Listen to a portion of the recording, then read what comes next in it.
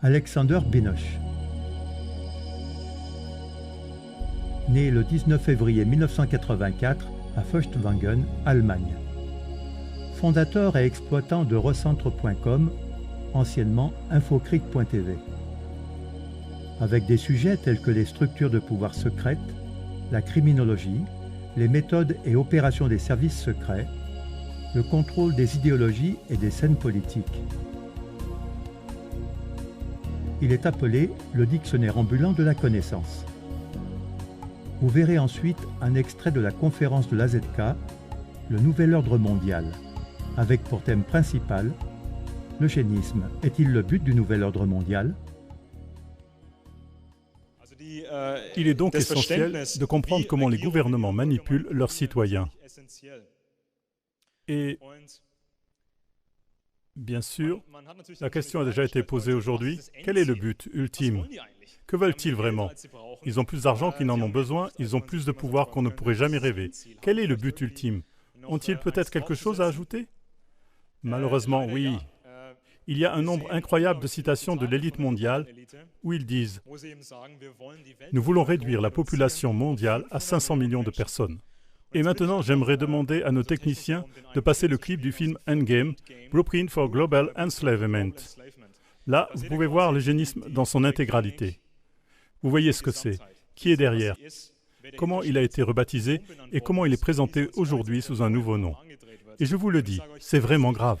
Les problèmes de l'industrie pharmaceutique. Je veux dire, nous avons maintenant de nouvelles statistiques de l'Amérique. On a maintenant 40% de risque de mourir d'un cancer. Et comme je l'ai dit, tout le monde a des allergies et tout part à la dérive. Des gens meurent en masse à cause de ces choses. Et nous voyons l'élite dire « Oui, en fait, ça nous va très bien. » Je vous prie donc de passer le clip sur l'eugénisme et cela va certainement clarifier certaines choses. D'où vient cette attitude? Pourquoi est-ce que les élites tuent de telles masses de gens alors que personne ne leur résiste et qu'elles ont déjà pris le contrôle total? Quelle idéologie anime l'esprit psychopathe de l'élite? Depuis l'époque de Platon, il y a 2400 ans, les planificateurs des constructions étatiques ont déclaré ouvertement leur intention de contrôler chaque détail de la vie d'un citoyen. Depuis des programmes de reproduction jusqu'au massacre de vies indésirables. Ce rêve ténébreux dure depuis des millénaires.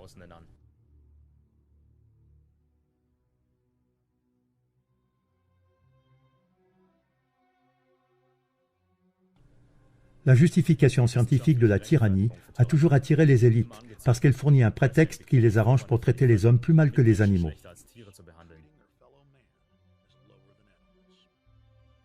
Thomas Malthus est connu pour sa déclaration selon laquelle un effondrement à grande échelle des approvisionnements en nourriture contribuerait à ce plan parce qu'elle éradiquerait les pauvres. Son scénario fictif a été plus tard appelé une catastrophe malthusienne. Malthus est important parce que ses idées ont mené à la montée d'un nouveau domaine de la science qui a finalement façonné le cours de l'histoire humaine pendant plus de 200 ans. Charles Darwin, un admirateur du concept de la catastrophe malthusienne, a développé la théorie de l'évolution. L'un des grands principes était la survie des plus forts. Avec l'aide de Thomas Huxley, surnommé le bulldog de Darwin, en raison de son soutien véhément aux théories de Darwin, ses enseignements ont acquis une large acceptation dans les cercles scientifiques importants en Angleterre et finalement dans le monde entier. À partir de la théorie de l'évolution de Darwin, avec des principes sociaux appliqués au darwinisme social, Francis Galton, le cousin de Darwin, qui porte le titre de père de l'eugénisme, a vu une opportunité pour le progrès de l'humanité. Les familles Darwin, Galton, Huxley et Wadsworth étaient tellement obsédées par leur nouvelle théorie du façonnement de la société qu'elles ont juré de ne se reproduire qu'au sein de leurs 4 familles. Ils ont prédit à tort qu'ils ne créeraient que quelques générations de surhommes.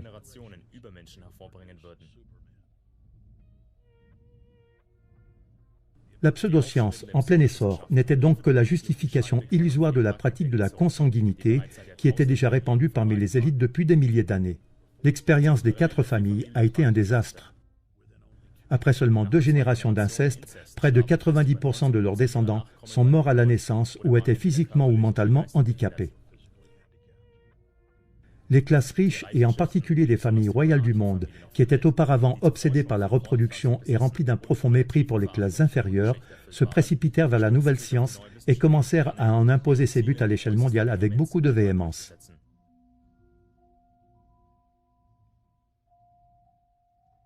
La biométrie donne l'apparence d'une nouvelle science. Cependant, elle a été développée par Galton dans les années 1870 pour observer les traits raciaux et le développement génétique et pour décider qui devait être autorisé à se reproduire. En 1904, l'eugéniste Charles Davenport a lancé l'Institut de recherche Cold Spring Harbor aux États-Unis avec le soutien financier des éminents barons voleurs Rockefeller, Carnegie et Harriman. En 1907, les premières lois sur la stérilisation ont été promulguées aux États-Unis. Des citoyens présentant de légères difformités ou de faibles notes dans leur bulletin scolaire ont été arrêtés et stérilisés de force. En 1910, le bureau d'enregistrement de l'eugénisme est créé aux États-Unis. À cette époque, les Britanniques avaient déjà créé le premier réseau de travailleurs sociaux pour servir d'espions et d'organes exécutifs du culte eugénique des races, qui a rapidement pris le contrôle de la société dans le monde occidental. Les travailleurs sociaux décidaient quels enfants devaient être volés, qui devaient être stérilisés, et dans certains cas, qui devaient être secrètement et discrètement assassinés.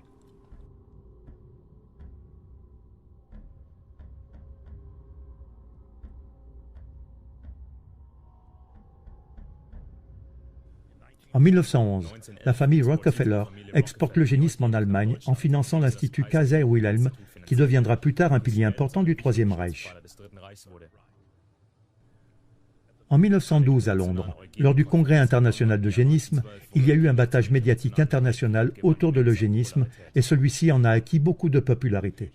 H.G. Wells, l'écrivain futuriste, auteur de best-sellers de science-fiction, qui avait étudié la biologie auprès d'eugénistes de haut rang, a diffusé la nouvelle croyance dans le monde entier.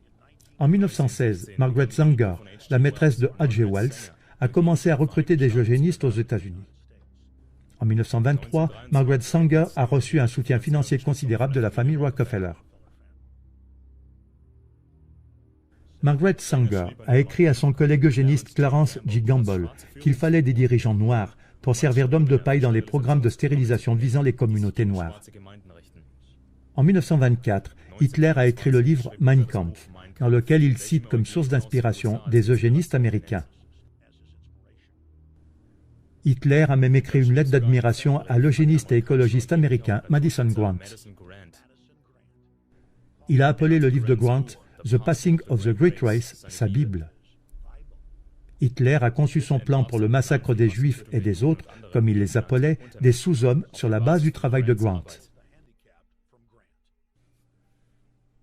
En 1929, l'eugénisme avait atteint l'acceptation des masses. La prétendue science avait fait l'objet d'une promotion agressive dans les écoles, les églises et les festivals folkloriques dans les différents landes allemands. Les églises organisaient entre elles des concours avec des récompenses financières pour ceux qui pouvaient le mieux incorporer l'eugénisme dans leurs sermons. De grandes communautés religieuses ont dit aux Américains que Jésus prônait l'eugénisme. La même année, plus de 25 États américains ont adopté des lois sur la stérilisation forcée. La Cour suprême s'est prononcée en faveur de pratiques brutales de stérilisation forcée. Lorsqu'Hitler prit le pouvoir en 1933, l'un de ses premiers actes officiels fut d'adopter des lois eugéniques inspirées des lois des États-Unis.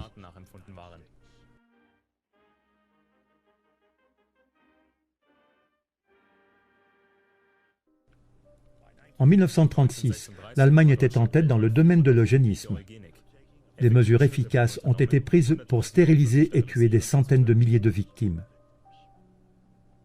Les trois eugénistes américains les plus importants, Davenport, Laughlin et Gott, furent envoyés par les Rockefeller en Allemagne, où ils conseillèrent les nazis sur la manière de différencier le système d'extermination. Avec le soutien actif des États-Unis et de l'Angleterre, l'Allemagne avait franchi toutes les frontières. Des millions de personnes ont perdu la vie. Après la fin de la guerre, les Alliés ont épargné toutes les conséquences pénales de leurs crimes aux scientifiques nazis qui avaient torturé à mort des milliers de personnes. Le programme nazi d'eugénisme a mis l'élite dans l'embarras. Cependant, cette dernière n'avait pas l'intention d'arrêter leur plan. Les puissances alliées se sont battues pour obtenir les scientifiques nazis eugénistes de haut rang. Peu importe que les médecins SS aient torturé à mort des dizaines de milliers de personnes, ils ont tout simplement été libérés. L'ange de la mort, Joseph Mengele, et son supérieur Ottmar von Verschuer n'ont pas été poursuivis par la justice. Même après la guerre, von Verschuer a continué son travail en Allemagne. Les eugénistes étaient furieux que leur grand travail ait été dévoilé. Ils se sont donc mis à déguiser leur programme. La revue trimestrielle The Eugenics Review a été renommée Biologie sociale. La Fédération américaine pour le contrôle des naissances a été renommée Planning familial, Planned Parenthood. De nouveaux termes tels que transhumanisme, contrôle des populations, développement durable, préservation et protection de l'environnement ont remplacé l'hygiène raciale et le darwinisme social.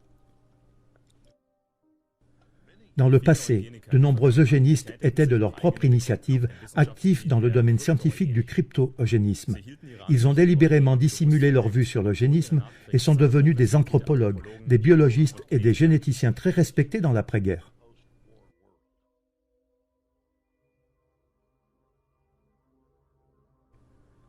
Les Alliés ont fait passer clandestinement à l'étranger des milliers de scientifiques nazis d'Allemagne et les ont placés à des postes clés dans le complexe militaro-industriel, comme la recherche sur les armes biologiques et la science des missiles. Le fondateur d'IBM avait été un fidèle partisan d'Hitler. Thomas G. Watson avait envoyé aux nazis ses calculatrices à cartes perforées et ses techniciens IBM pour qu'ils les utilisent dans les camps d'extermination. Les tatouages des détenus des camps étaient des numéros d'identification IBM enregistrés dans les ordinateurs. IBM avait déjà utilisé des systèmes de cartes perforées similaires en 1928 dans une étude sur le mélange racial en Jamaïque. Les premiers vrais ordinateurs ont été inventés par un eugéniste pour être utilisés dans le domaine de l'eugénisme.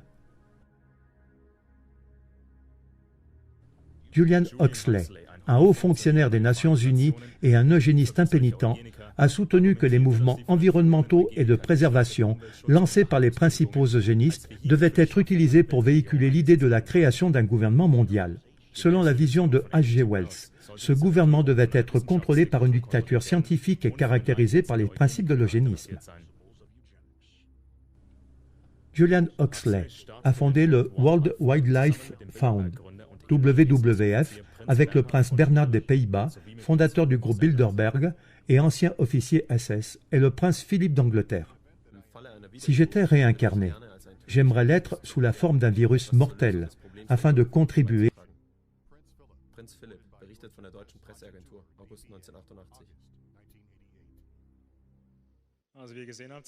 Donc, comme vous l'avez vu, cet homme prend les choses très au sérieux.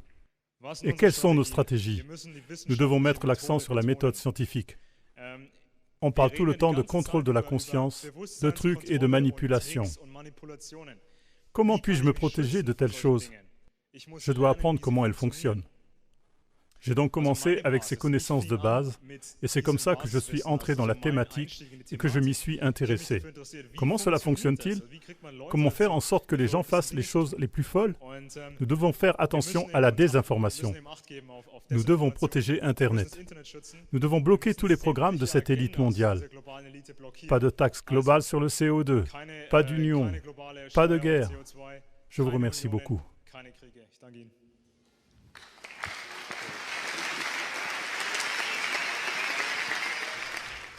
Vous trouverez la conférence complète de l'AZK, le Nouvel Ordre Mondial, d'Alexander Benoch, en allemand, sous le lien ci-dessous.